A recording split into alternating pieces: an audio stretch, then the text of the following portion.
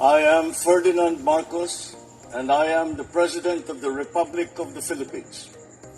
I stand today on behalf of 110 million Filipinos. Everyone, hello universe, it's me again. Shoutout sa inyo mga kababayan. Alam po natin viral ito si Lebiste. Pero sa nakikita ko, majority ng Pilipino walang believe sa mga expose niya, mga kababayan. Hanggang ngayon, nagtatanong ako, bakit po napunta sa kanya yung files ni Madam Cabral? Kung totoo yung unang video natin na pumunta sa opisina niya, dapat malaman ng buong katotohanan at imbestigahin din ito si Lebiste, mga kababayan. Kaya minsan napaisip ko parang nawala na sa ere ito si Barsaga at ito naman pumalit. Nako. So dahil dyan mga kababayan, yung mga files na nasa kanya, mayroon isiniwalat po ang ombudsman, no? Sabi dito ni Attorney Clavano. Ayan, Lebiste tumanggi na ipakita ang kumpletong Cabral files sa ombudsman. I'm ghost. Hindi naman pwede po yun. Ngayon, December 29, 2025. Kailangan ipakita niya lahat. Diba? Bakit? May tinatago ba si Lebiste? Baka madama yung nanay niya? Or mga kaibigan? Nako, mga kababayan. Ako talagang hindi ako naniniwala dito Hanggat walang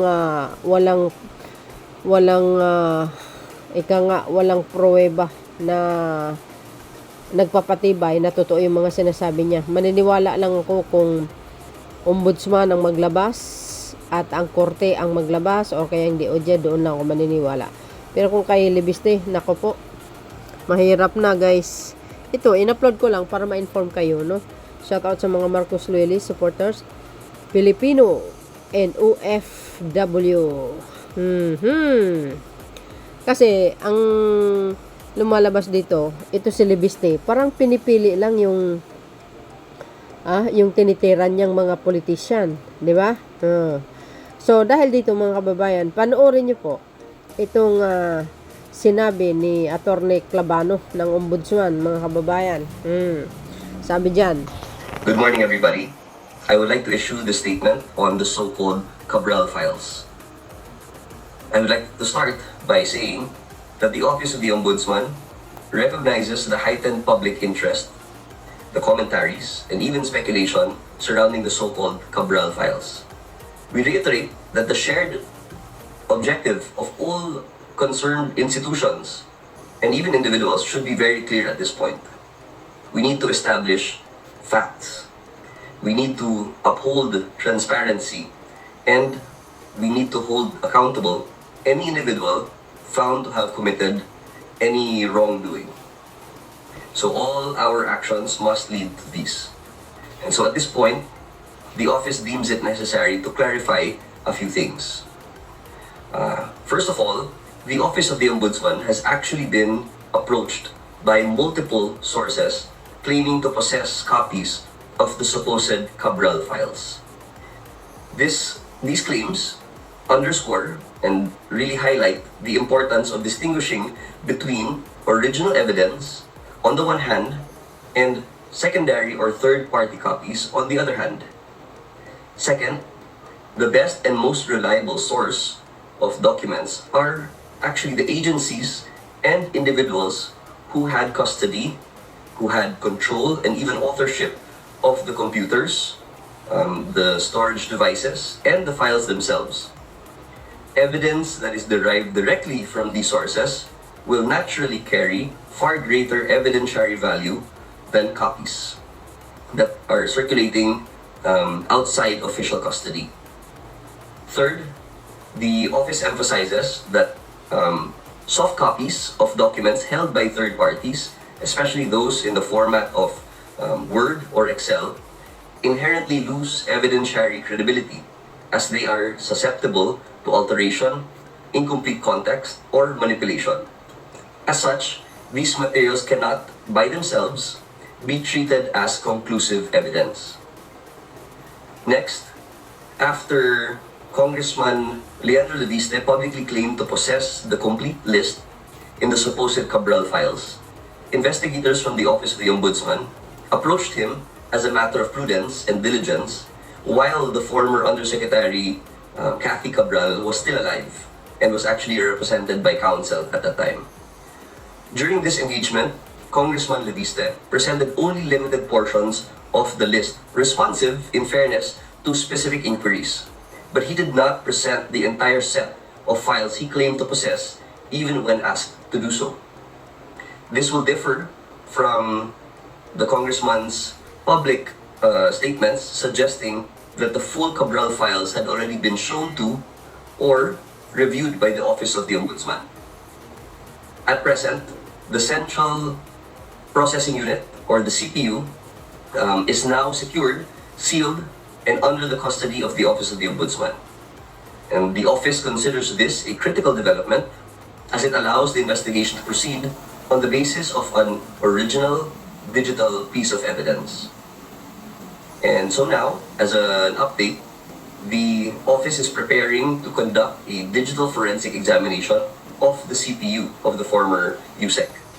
And this will be done transparently and in coordination with the Commission on Audit, COA, with the DPWH, the Office of the Ombudsman, of course, and the PNP Anti-Cybercrime Group. And this is to ensure the integrity of the whole process. Finally, the office clarifies that the Cabral files are only one part of the investigation. Alleged insertions that are supposedly in these files still need to be carefully examined to determine whether these projects were actually implemented or if they turned out to be ghost projects. An insertion by itself is not automatically illegal. It will only become criminal if it is proven to involve fraud, misuse of public funds, or non-existent projects.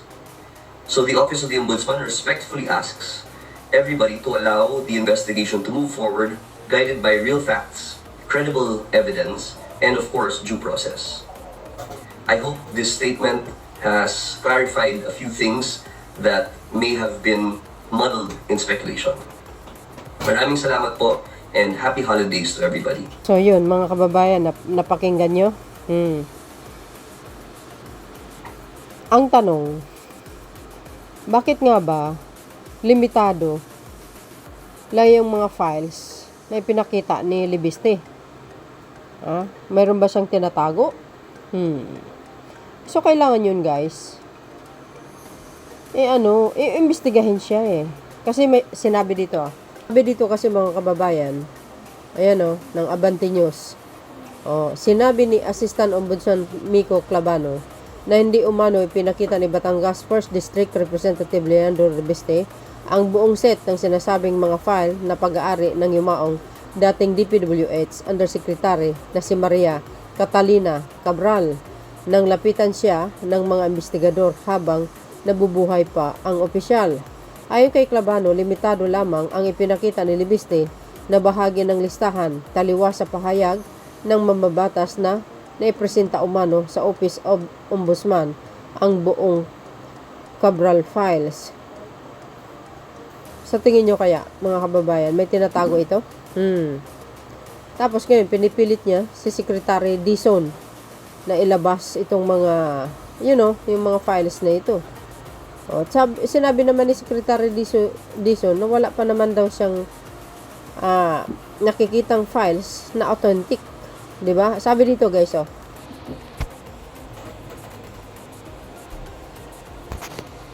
What? Sabi dito, mga kababayan, ni Sir Yayam Dizon, again, I am proven correct in my video. Congressman Leandro Leviste stole the document from Yusek Catalina Cabral. He could not present them because it would prove the crime he committed. Hindi nga kompleto yung files, mga kababayan, na pinakita niya. Something fishy nga Mayroon ba siyang tinatago? Isa pa, may tanong ako. Bakit yumaman si Leviste? Ano po ang, sabi nila kasi bilyonaryo eh. Ano po ang hanap buhay niyan? Well, anyway. Ang mahirap dito kasi, no, dada ka ng dada sa social media. Pagdating ng panahon, malalaman ng katotohanan, sino ngayon ang magiging mukhang tanga, 'di ba? 'Di ba siya? So, dapat kompleto ebidensya yung mga pinagsasabi niya. Ayan o, sinabi ni Secretary Dizon. Ayan o, nagpilit siyang kumuha ng mga files at ginamit pa niya yung computer ng isang staff. Lahat ito kinikwento sa akin ni Jose Cabral nung nangyayari at pinilit niyang mag-save ng mga files sa kanyang flash drive galing doon sa computer ng isang staff. Yun ang nangyari noong September. O ano? You see mga kababayan, ang tanong, bakit ginagawa ni Libiste yun? Nagpilit siyang kinuha yung files kay Jose Cabral. Bakit? May tinatago ba siya? Involved ba yung nanay niya? O involved din ng sarili niya? O mayroon siyang pinoprotektehan ng mga kaibigan? Yun ang tanong. Oh. Grabe ito kung kumuda sa social media, guys. Ang mga netizen talagang sinasabi nila ito si Libiste ito barking everywhere. O nawala yung meow ngayon nag-aw-aw na. You see? O ayan pa oh. Sabi pa dito ni Secretary Dizon nung in-interview po siya sa 24 oras. Ayan oh. Ayan pa yung sinabi ni Secretary Dizon. For the record, wala akong i-authenticate na dokumento na hawak ni Congressman dahil wala akong hindi nakikita kung anong sinasabi niyang dokumento. So, paano ko ma-authenticate yun? O, yun. Oo nga naman, di ba? Ayan pa, oh. Was he throwing his weight around? Parang pinipilit niya yung mga staff? Yun ang tanong. Baka hindi nyo alam mga kababayan, si Congressman Libiste at saka si Congressman Barsaga parehong nag-drop out yan. At alam po natin ang papa ni Congressman Libiste, mamatay tao. 'Di ba? Nakulong yung papa niya. Well, anyway. So dahil dito mga kababayan, dapat imbestigahan ito si Libiste. At bakit pinilit niya kinuha yung files doon kay Jose Cabral? Magtataka na po tayo, no? Kung totoo na yung palagay ko totoo yung sinabi ni Secretary Dizon At dapat magsalita yung mga staff para malaman ang buong katotohanan. Ito, ginugulo niya ang pamahalaan Nakikita ko Hindi mo alam kung ano yung intention nito. Certified DDS yan kaya. O, ito pa. O, ayan sabi dito Are these dropout elevating Congress into House of Respectable Lawmaker as a representative of the people of the degrading the quality of members, recruiting by the kind of dirty politica system we have been for decades ago. Ayan yung diba? Did you know both Libiste and Barsaga are colleagues dropout? Nako. Hindi naman yata nakafocus sa pag-aaral Sa dami-dami nilang pera, kaya tinatamad sila mag-aaral. Hindi natin alam kung anong dahilan kung bakit na-drop out sila. Okay? Ito pa. Ito si Libiste. Bakit? Sabi po dito, Dear Libiste, bakit pati bangkay ni Mayor Hagedorn sinama mo din sa insertion 2025? Diba patay na yan, guys? Ilang bangkay pa ang sinama mo sa Cabral files? Baka naman yung files na yan panahon ni Duterte. Yun ang tanong. Si Mayor Hagedorn kasi, mga kababayan, patay na. Ang tanong, bakit nakasama sa insertion ng 2025 doon sa pinipresenta ni Libiste? Yun ang tanong. Anyari. See? Ayan, oh. Wow, grabe. Ang tindi talaga nito, mga bes. Wow. Ibang klase rin talaga to eh.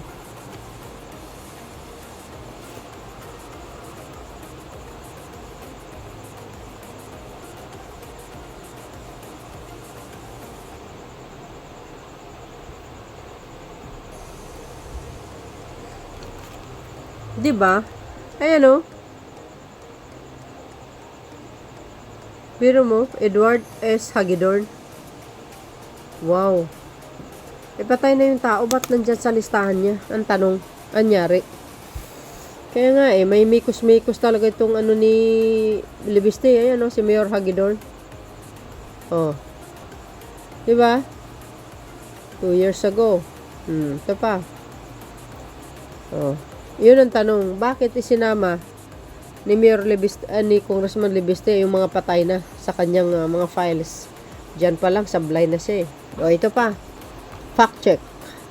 Another factual error in the documents uploaded by Leandro Libiste.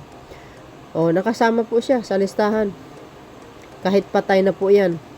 Wow. Ano nangyari? Sabi dito guys sa nag-post. Factual error in the document uploaded by Leandro Libiste. Another serious discrepancy has surfaced in the budget document uploaded by Leandro Libiste.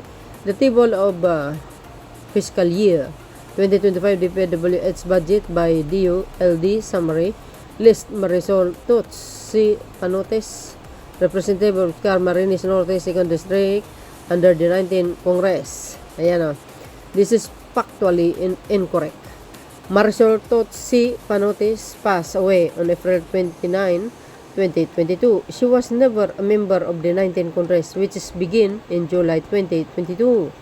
The duly elected representative of Camarines Norte, 2nd District in the 19th Congress is Rosemary Canijos Panotes, her daughter who won the May 2022 election.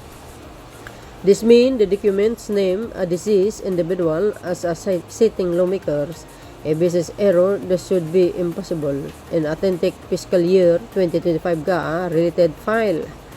No, sana makarating kay Pangulong Marcos Jr. ito guys para masolusyonan.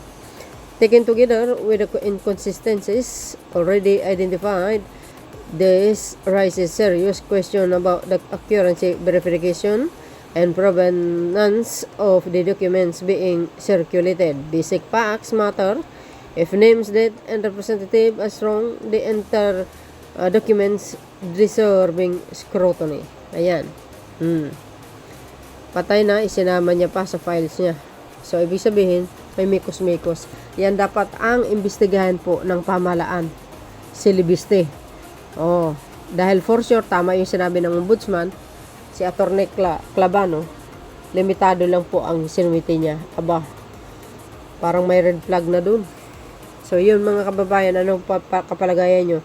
Abangan po natin ang susunod na kaganapan mga bes. In-inform ko lang kayo. Dahil ito si Libiste, kuda ng kuda sa social media, parang lata, without any strong evidence. Wala eh. Haka-haka. Madali lang mag-mention ng tao, pero ang tanong, may patunay ka ba? Kung kulang yung mga Cabral files na ipinakita niya sa ombudsman or saan man or sa ICI, abay, magtaka na kayo. 'Di ba? Bakit nga kulang? Ano nangyari? May dinoktor ba? Who knows? Hindi natin alam. Ito pa mga kababayan. Sinabi po ng palasyo, 'di ba? Ayan o. Sabi niya dito, sabi po ng palasyo, an investigation should be conducted on how the supposed file of the late former Public Works Undersecretary Maria Catalina Cabral were obtained as evidence acquired illegally has no probative value, Malacanang said on Sunday. Yun po ang tanong eh. Bakit nga ba napunta kay Libiste? May una tayong video dyan na sa pilitang kinuha at sinabi rin ni Secretary Dizon Ano po ang motibo ni Libiste? Yun ang tanong. Meron ba siyang tinatago? Kaya nagpumilit siya na kinuha ang mga files dahil kay dating Yusek Cabral sa opisina mismo. Oh. 'Di ba? Palagay ko may tinatago ito eh. At saka hindi maganda isang congressman. Nagpumilit ka, agawin yung isang papeles. Anong dahilan? Baka involved yung magulang mo, involved yung kaibigan mo, o ikaw ang mismong involved. Who knows? Hindi natin alam. Ayan o, Palas wants to know how Libiste got the Cabral files. Yun ang tanong. Dahil sinabi ni Secretary Dizon na namilit siya na pumasok doon para makuha yung files, ayun po ang totoo. 'Di ba? So kailangan maimbestigahan ito. Ay, hindi pwede po yung ganyan-ganyan na lang eh. 'Di ba? Hindi porke senador ang nanay niya, walang pabor-pabor dito. Kailangan imbestigahin 'yan. May ano yan eh, may mikos-mikos na nangyayari, mga kababayan, sa totoo lang. Oh, 'di ba? Red flag na po 'yan pag ganyan mga klaseng galawan eh. Certified DDS 'yan. Darating din ang mga panahon, malalaman din ang totoo na sa likuran nito. Basta sa akin, hindi ako naniniwala dito. Lahat yung mga sinasabi niya fake. Oh, 'di ba? Secretary Dizon nga mismo, secretary ng DPWH eh. Oh, 'di ba? Nasa nagsabi, nagpumilit. Ang nagsabi yung mga staff, oh my goodness. So yun mga beswa. Ano po ang komento nyo dito? Kayo na pong bala mo komento. See you again on my upload. Bye bye bye and babush. God bless Philippines. There's more.